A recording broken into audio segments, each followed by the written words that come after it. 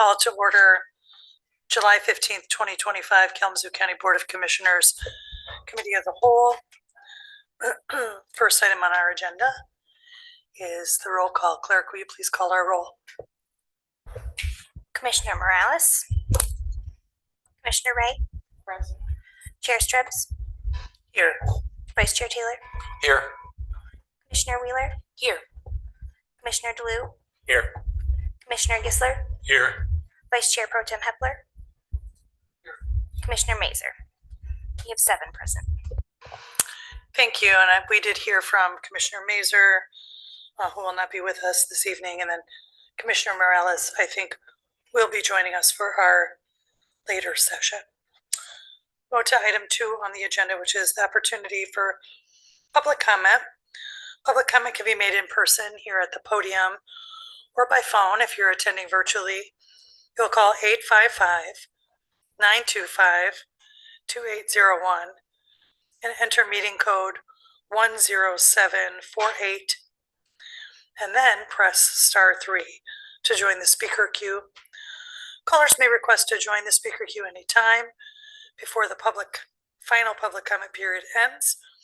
You'll be permitted to speak during the specific public comment session which you requested to join. Speakers will be recognized in the order their requests are received. Please, when you join us, give us your name and where you're from. You have up to 3 minutes to address the board on any topic. If anybody wishing to make public comment, please come and join us. You'll see a button at the podium with a person on it, on the mic there. You press that. There you go.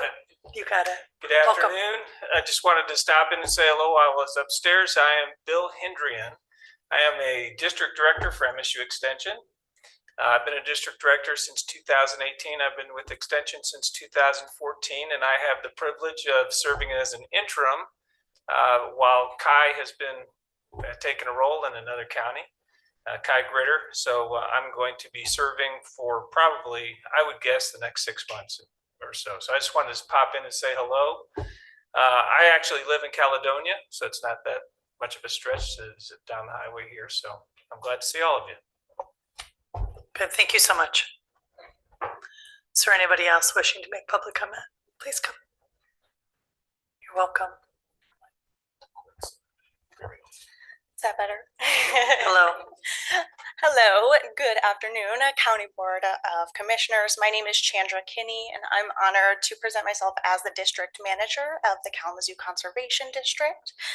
For those of you who are unfamiliar with our work, we are your local non-regulatory agency dedicated to protecting Kalamazoo County's natural resources through building partnerships, community education, technical assistance, cost share availabilities, and on-the-ground conservation projects.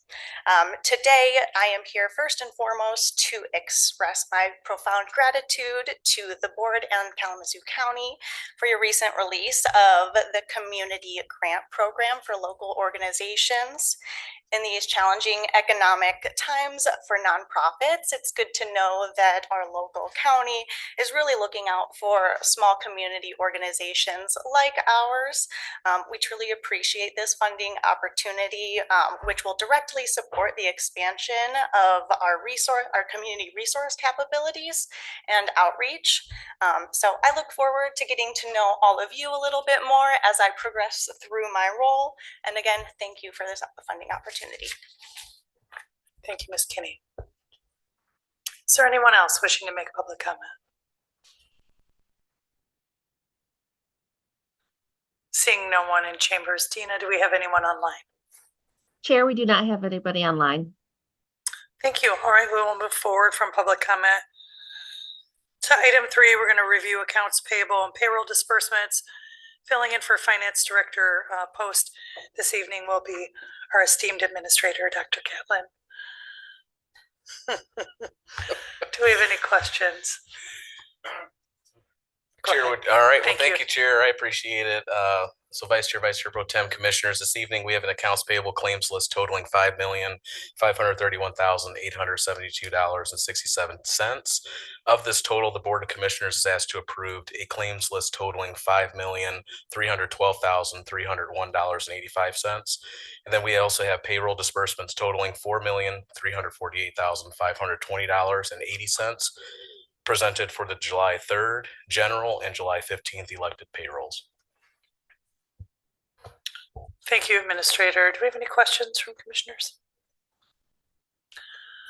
All right, smooth sailing so far. Let's go on to our monthly financial report. Also filling in will be Administrator Gill. All right, thank you, Chair. So this evening, as of June, we are halfway through the fiscal year, and so the county's general fund revenues and expenditures are generally tracking as expected, with some seasonal timing related variances noted across the function. So I'll give you just a brief narrative summary. I won't go through the whole thing, but happy to answer any questions. So through June 30th, 2025, revenue collections total 18.7 million, or 19.92% of the amended budget. Expenditures stand at $48,500,000, representing 51.63% of the budget. Budget appropriations, and these trends are consistent with historical patterns due to the seasonal timing of property tax collections, which are primarily received in Q3, Q4. Revenue highlights: so investment income continues to outperform expectations, and so that's a good thing within the Treasurer's office. They're generating 3.6 million, surpassing the annual budget by $826,700 this year already. And so property tax collections remain low at 0.53% year to date as expected, with the bulk of those revenues anticipated later in the year. The county has also recognized a little over $750,000 in disaster relief funding from the Michigan State Police with regard to the May 2024 tornado. So that's just another highlight. We also had received unbudgeted emergency management grant funding in the amount of $18,259 from the Michigan State Police, reflecting an improved coordination under new administrative structure. And then previously generated funds totaling approximately $627,000 have been allocated for various priorities, including circuit court, contract defense, for juveniles, YWCA, health reproductive fund, and then some IT training among other highlights there. Expenditure highlights: so personnel costs represent 46.15% of this year's general payrolls, aligning closely with the calendar year midpoint. Transfers out account for 83.9% of funds expended for that budget, reflecting completed transfers to support essential operations such as friend of the court, the health fund, the child care fund, capital projects, and then our self-insurance through MMRMA. And then most operational departments remain within the expected spending levels, generally between 38 and 48%, with some lower utilization due to program timing. So that could be just how they deliver programs and the timing associated with those throughout the year. Some of the key takeaways is that obviously the county remains in a financial stable position, and revenues are expected to accelerate significantly in Q3 as property tax receipts are booked. Expenditures are closely managed and aligned with the historical trends, and then strategic uses of prior year funds and strong investment returns are helping offset timing delays in our tax revenue collections. And we shared kind of through our budget process a schedule related to that. So we'll kind of refresh everyone's memory on that during the budget retreat as well. So happy to answer any questions and take any of the feedback back to the finance department so we can report out better as we move on. Thank you. Thank you, Administrator. We have questions. Vice Chair. Just a couple of questions and comments. Mostly these comments are meant for this board, us sitting around here.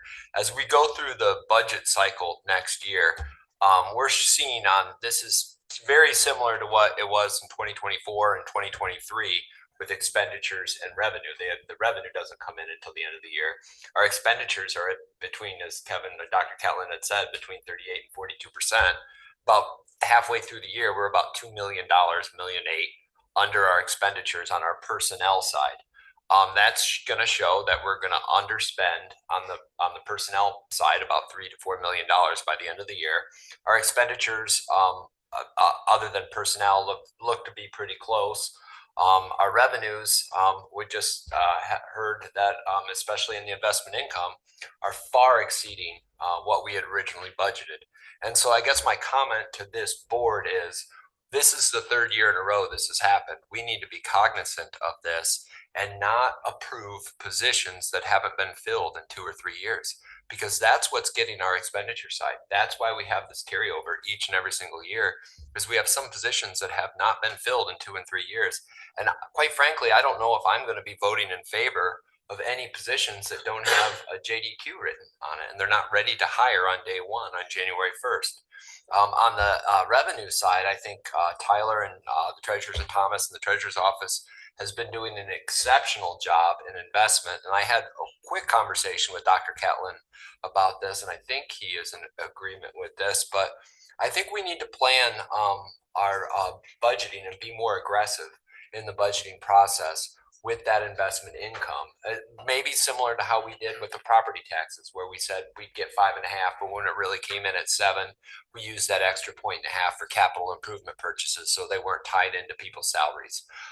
Something like that for one-time costs, I think, makes sense to be more aggressive in the budgeting process, especially when we look towards investment income. But those are my 2 cents. I really appreciate this report. Please pass on to finance it. I've been comparing it to 24 and 23 just to kind of see how we're doing. And the expenditure side and the personnel, I think, are inching closer and closer and closer, and we're getting a little bit better each and every single year. And I'd like to continue that trend during this next budget process. Thanks. Thank you, Vice Chair. I look forward to our upcoming budget sessions and really thinking about how to be strategic with the resources that we have. I think prioritizing the stability and well-being of our workforce, our retirees, are important components for us to consider. And we certainly have a number of large and important projects we have on the horizon as well. So thank you to the whole finance team. And our trends are becoming more clear as we've had our software all for the last several years. We can see things much more clearly, and that helps us to be more mindful in our planning. So thank you. All right, I'm going to move us forward. Next is our monthly investment report. We'll hear from our Chief Deputy Treasurer, Tyler White. Welcome, Tyler.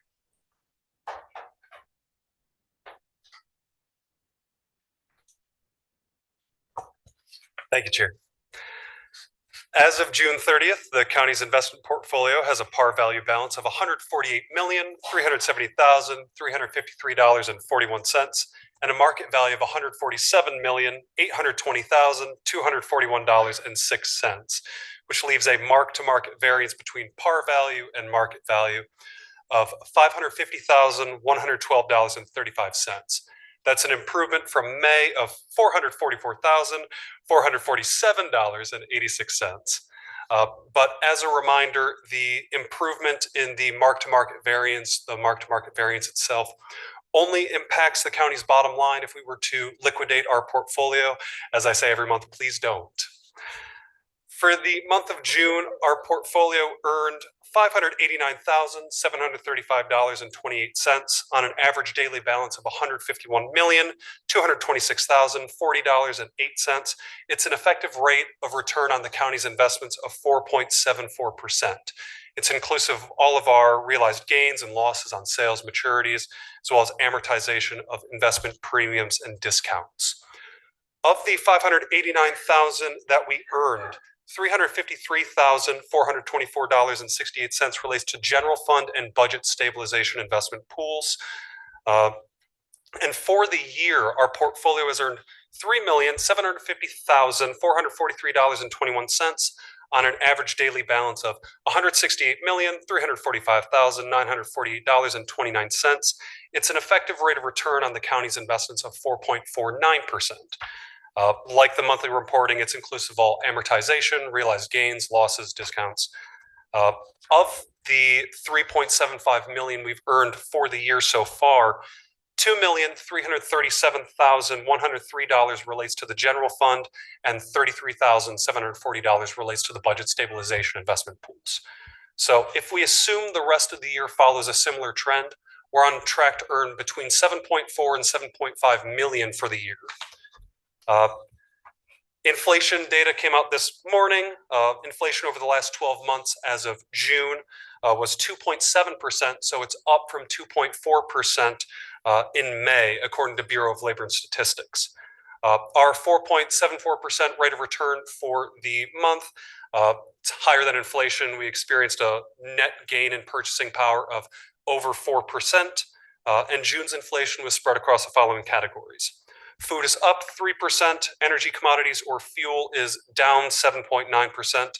Energy services for utilities are up 7.5%, of which electricity is up 5.8%, gas is up 14.2%, shelter is up 3.8%, transportation services up 3.4%, medical services up 3.4%, and other commodities, including vehicles, apparel, and medical commodities, are up 0.7%.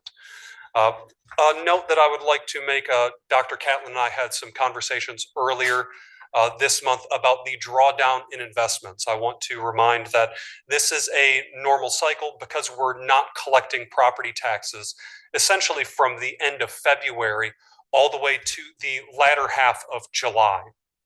We start drawing down on our investments. We use that surplus to pay for our expenses, and then we refill the investment portfolio as we go, as we're starting to get property tax collections again. This is normal, and with our marginal investment, it looks more pronounced than the past couple of years, but that's because we're putting more of our dollars into our investment portfolio. We believe the returns bear that out, but just wanted to keep that in mind because I know that question had come up. I'm happy to take any other questions, any way I can help. Thank you very much. Commissioners, we have questions. Vice Chair. Sorry. Thank you. Great job. 4.74% in the month of June. I don't know of any other people that are treasurer's offices in the state that are getting that kind of percentage. Kudos. Great job. I say this all the time, where we are to where we are now, this is generating millions of dollars, saving the taxpayers millions of dollars.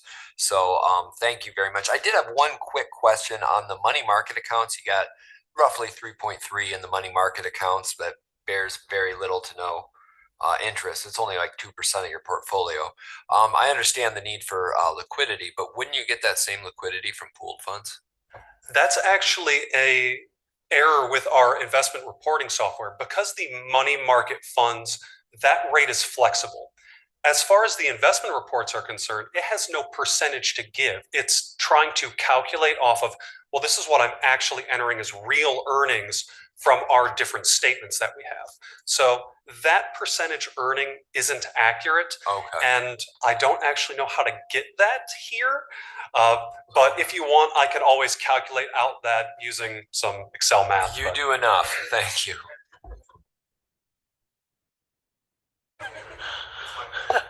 Yeah, recommended was the abacus by Commissioner Gisler.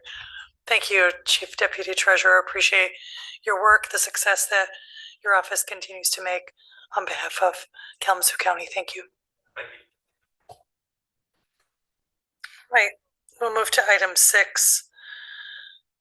Other items. The first is our Maple Hill Leaseholds LLC.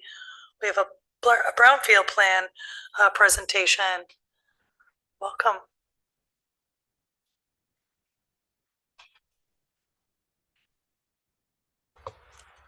Hi, I'll go ahead and give Dina a second there to pull up our slides. My name is Macy Walters. I'm here on behalf of the Kalamazoo County Brownfield Redevelopment Authority to present a brownfield plan in Oshtemo Township that we're calling the Maple Hill Leaseholds LLC. The former Westside Medical Building was purchased by Maple Hill Auto Group to be redeveloped into a Subaru dealership. I do have members of the development team here as well. I have Jim Vandenberg back here, as well as Teresa Searles, the consultant who wrote the Brownfield Plan.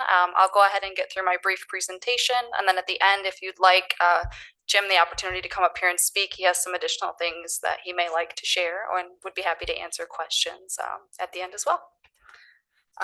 In addition to this PowerPoint, I did provide a memo to the board that details all of the tax increment revenue capture, as well as just the metrics of the plan. And then I do have the actual Brownfield plan itself in your packets as well, handy here to reference if you guys have any specific questions at the end related to those two. Without further ado, I'll go ahead and start the presentation here. So this is located at 6565 West Main Street in Kalamazoo. It is just a single parcel of a functionally obsolete structure in Oshtemo Township, the former Westside Medical Facility. Go ahead and move to the next slide, please, Dina. Thank you. So in total, it's about 11.14 acres that'll be redeveloped. We're excited about this because this is an opportunity to reduce sprawl in Kalamazoo County. So we're always happy to see a building that's been functionally obsolete be able to be redeveloped into something that rolls back into the tax base that we can increase the taxable value on. I already said that it was the former Westside Medical Building, but that's provided here for you as well. The redevelopment will result in about a 49,000 square foot redeveloped space. This is actually an expansion of a local business. They are not going to abandon their current facility that they're at. This is a true expansion, so they will still be operating at the site that they have been operating in, and they're going to split up and have just Subaru specific over in this new development.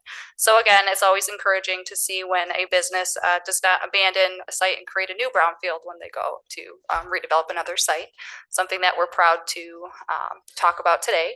So this will expand the tax base, not only through the taxable value, but by also increasing jobs in the local community and by retaining about 170 jobs with the company itself.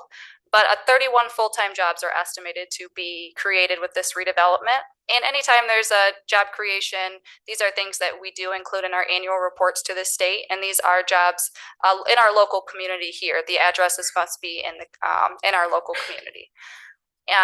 And so construction for this will commence in about 2025, so around now, and it's estimated to be completed in about 18 months, so a pretty short redevelopment window here. We're anticipating the end of 2026 as when that will be completed, and about $12 million of private investment is going to be focused on this site here. So again, another favorable thing for us to see in the community is somebody spending their own dollars to help leverage some tax dollars locally as well. If you wouldn't mind moving to the next slide, thank you. So this next 3 slides are going to be a breakup of the site plan that's provided in the Brownfield plan.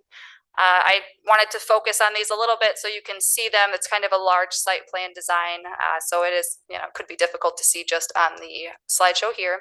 As you can see, this comes right off this, I believe that's the south side of West Main down there, and they're going to have the addition of a showroom as well as some office space in there.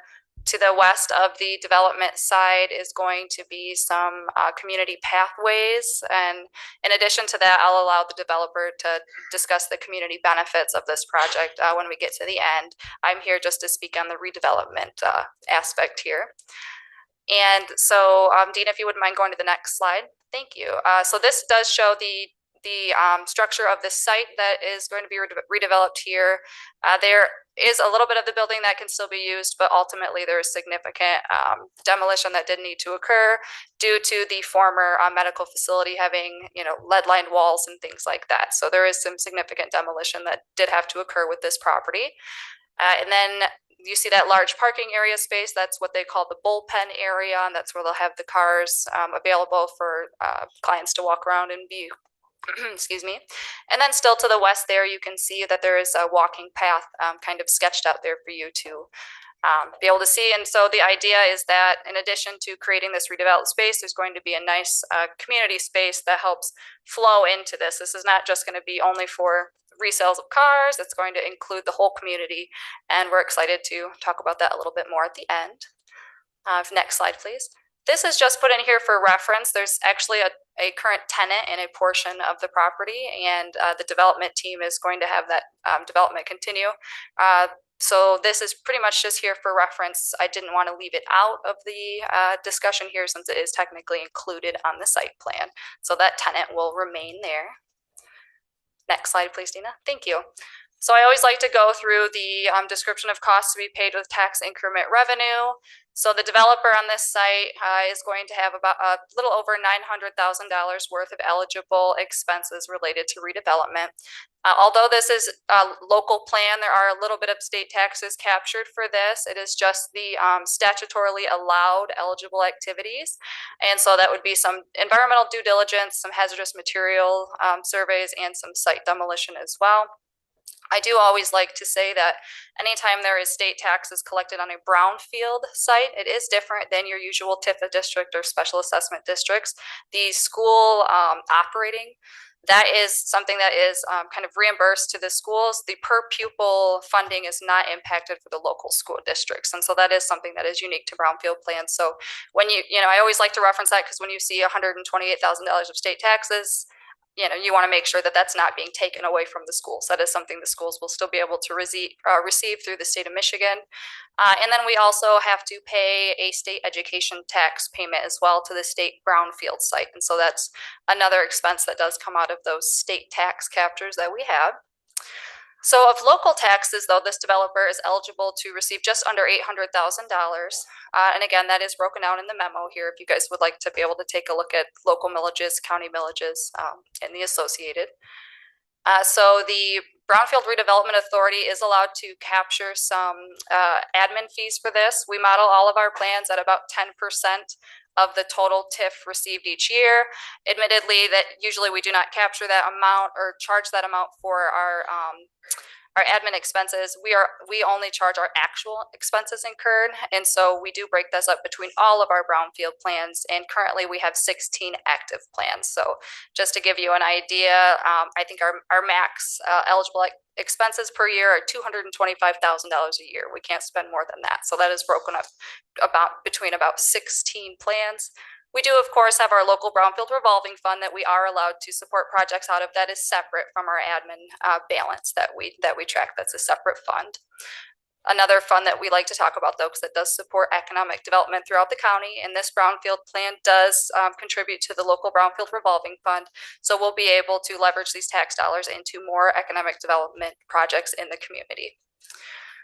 And then, you're all right, Dina. That was okay. Thank you. I do want to just mention the amount that is going to be paid to the state of Michigan Brownfield Redevelopment Fund. It is half of that set capture, and so it's about $21,000 is what we'll have to pay into the state of Michigan for that fund. Thank you, Dina.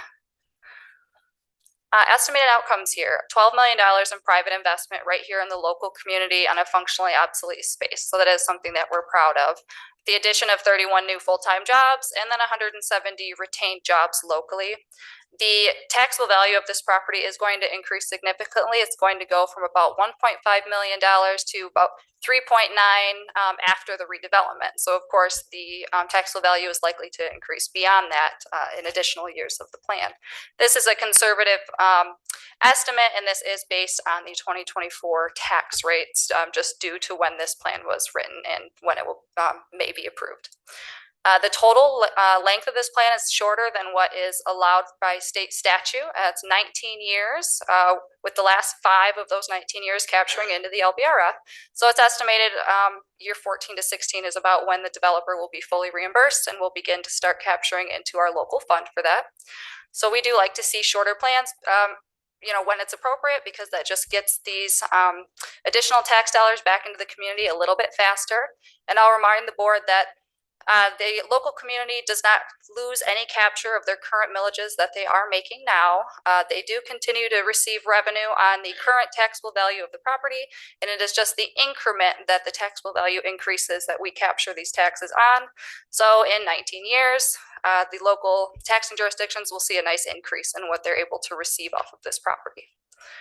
The local brownfield revolving fund is a little over $400,000. And again, this is the fund that we are limited in what we're allowed to fund out of this. This is something that is allowable by the brownfield statute. So the brownfield authority does has to spend things on eligible activities. And so I'd be happy to answer questions on those. And now or later, as they come, if anybody was curious to know what we're allowed to spend our money on for the LBRF. So another thing to consider is that The local unit of government that this redevelopment project is occurring in is in Oshtemo Township, and Oshtemo Township has recently passed a brownfield policy, and this project does meet four of the local townships BRA goals. And so this is one where they're increasing the tax roll in the community by over $1 million. They're using a functionally obsolete structure. They're also increasing jobs, and they are planning on using energy efficient designs throughout the whole development of this. I don't have the job bit in there, but there are technically about 4 of the township goals that they have for this one. So it's always nice to see that the developers have considered the local units goals and when it's related to brownfield and redevelopment of these projects. And I did already touch on this earlier, but about $21,000 will be going to the state of Michigan Brownfield Redevelopment Fund, half of that set capture. Thank you, Dina. Wow, I went through that really fast. I should have timed myself. So the timeline for Brownfield Plan consideration, the local BRA, the Kalamazoo County Brownfield Redevelopment Authority, did vote to recommend the plan on June 26th. So it has already gone through third-party review, and this plan is considered final. As you see it today, there would be no changes. So that was approved by the BRA, and then on July 8th, I presented this same presentation to Oshtemo Township, and on that day, they did adopt a resolution in support of the plan as well, showing local support for this tax capture. Here we are today on July 15th. I'm presenting this to you for your consideration. I also have a resolution to hold a public hearing on your agenda for the 6:30 meeting tonight. Due to some scheduling delays, I have a brownfield conference in August. I'm not going to be available by the time this would come back to this board. So there's a little bit of time between when we're asking you to set the public hearing to when we are requesting the public hearing. And so we're requesting that happen on August 19th. And then immediately following the public hearing, we request that you consider adopting a resolution, supporting a resolution to adopt the plan officially. And that's all I have for you today. So if there's no immediate questions for me, I'd love to go ahead and bring up Jim Vandenberg as well to discuss. Commissioner Gisler. I won't, don't worry. Yes, would you, for my edification, if no one else's, explain why functionally obsolete now qualifies for a brownfield redevelopment project? Well, it used to be you had to have a gas tank under an old gas station, or I mean, that'd be toxic. Well, technically, functionally obsolete. I'm not sure when it was added to the statute, but it has been something since I've been here that has been included in the statute. The more recent additions have been some housing. Older than you, though, Macy. You probably do. I'm in my mid-30s, so I'll give it to you. So functionally obsolete is just one of those ways that we can get a determination done on a piece of property where a certified assessor will come in and say this building can no longer be used for its intended original development use. And so this is one of those cases where we get to reduce sprawl. So once we get that determination from the assessor, then we know it can no longer be used for what it is. You maybe want to consider either a rezoning determination, something like that. But ultimately, it is then approved to be able to be used as a brownfield property, even if it's not contaminated. This one, of course, had lead lined walls, so that had its own thing going with it. But yes, so once we get that official determination, then it does qualify, and we can move forward with the redevelopment of the property. Good. All right. Thank you. We can bring our partners forward. Okay. Thank you, Macy.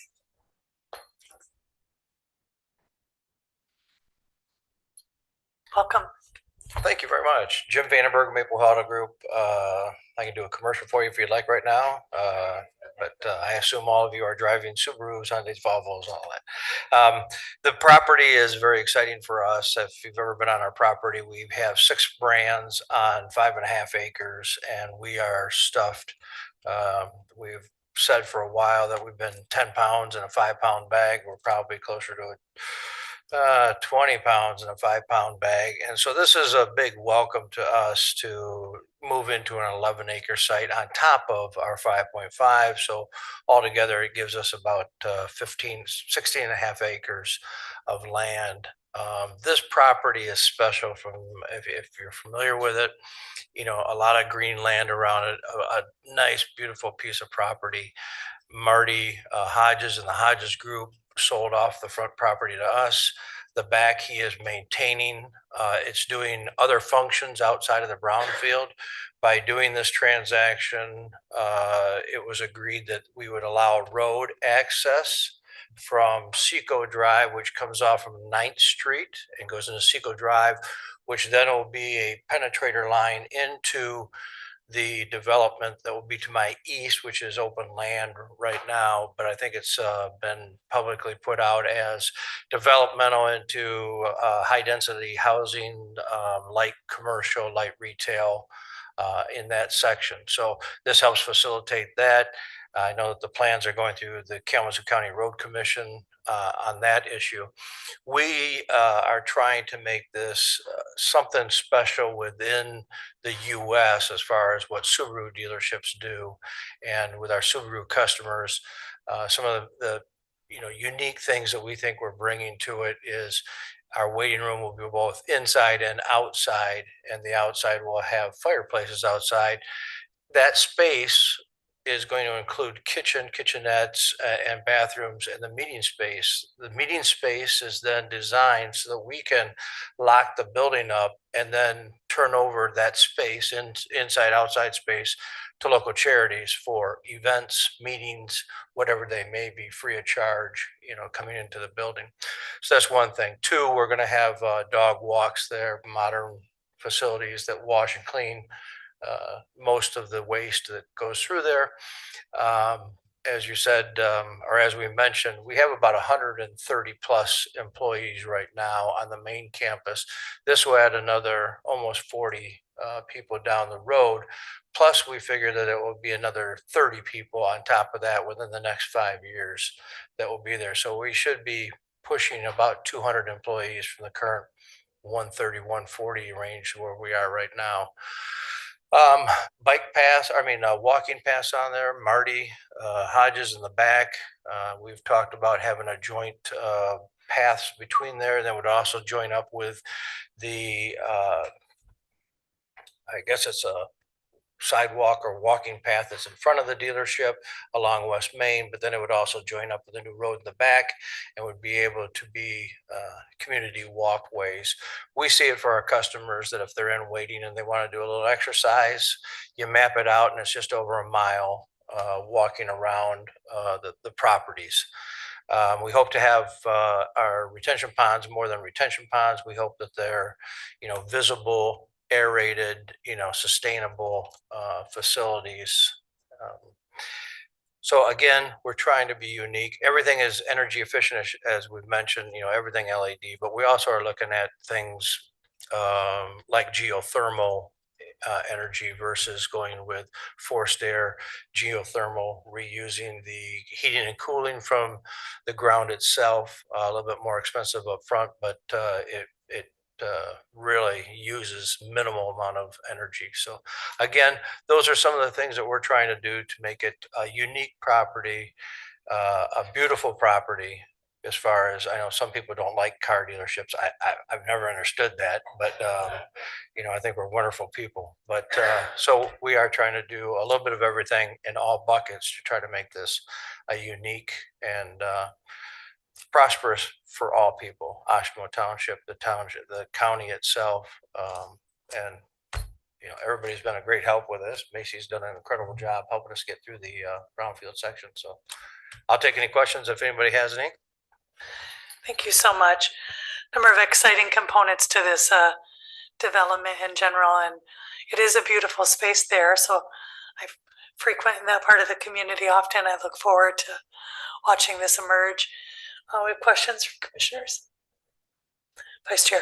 I actually have a question for you, Macy. I'm all in support of the project. I think this is a great idea. I think it's a great use of Brownfield. And it's kind of a off-topic question. As we deal with Youth Sports Center in that corridor in West Main, and mostly on the other side of 131, if there is a Brownfield plan and then there needs to be a corridor improvement, if we alter our TIF policy within that, and there needs to be a corridor improvement, does that affect any other of the existing brownfields? So usually the brownfields will continue to capture what they've always been capturing. But traditionally, if the special assessment district or the corridor authority has been put in first, then we do ask that they consider, sharing a portion of their TIP. I would have to go back to look at statute just to double check that there's not a formal request that should be made once an assessment district's been made on an active plan. But I haven't seen it happen yet. So I believe we'll still continue to capture. And then, I guess if there's a special request to come in, it's something that we would definitely have to double check statute to see if we would be allowed to forego capture, because that would definitely impact the full metrics of the plan as the plan is written in the beginning. And we do our best to estimate things conservatively, and we like to avoid returns of taxing jurisdiction dollars if it impacts the metrics of the plan. So we'd have to look into it legally just to double check. And that makes sense. And I don't anticipate that would even, that's so far west of 131. I don't even anticipate that would even be a part of any sort of future, but I'm just curious. Yeah. Thank you. Of course. All right, seeing no other questions, thank you both. Congratulations. All right, next we'll move to the first reading. A resolution to establish the ad hoc committee for the purpose of the senior millage allocations.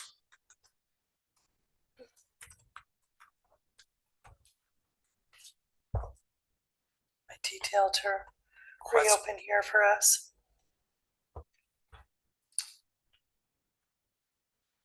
Here we go. Thank you. Okay.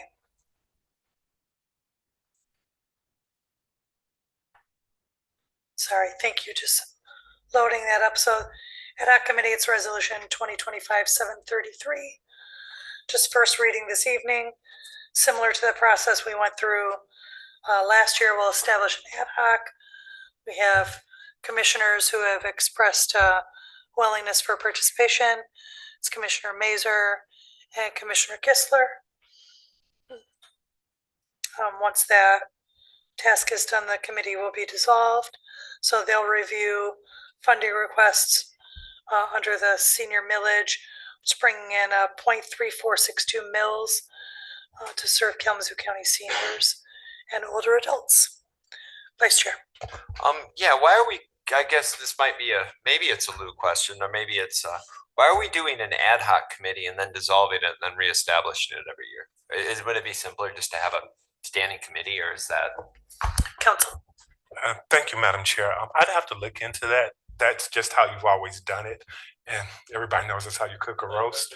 So, but I can definitely look into and get you an answer for that question. Yeah, it may save us a little bit of time next year. Thank you for that suggestion. I know last year was the first cycle we went through this approach. So as we have commissioners that dig in and get versed in the process, leave the committee standing. They'll only meet for a short period each year.